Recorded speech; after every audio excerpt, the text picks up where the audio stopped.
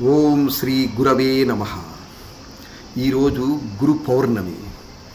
చాలామంది దృష్టిలో గురువు అంటే 3 గుంజీలు 6 దెబ్బలు 9 తిట్లు. ఇది కాదు గురువు. గురువు అంటే జ్ఞాన సంపద చేత పెరిగిన గొప్ప బరువు.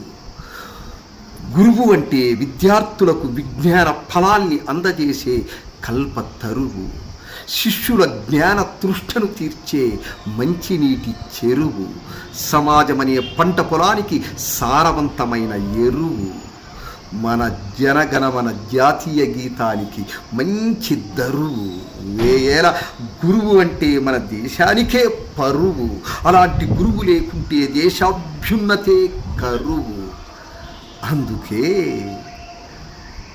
గురువు ఈ భూతలంపై రహస్య రూపంలో సంచరించే విష్ణువు అని మా ఏకరువు. ఈ గురు పౌర్ణమి సందర్భంగా యావత్ గురువరేణ్యులందరికీ ఇదే నా నమస్సుమాంజలి.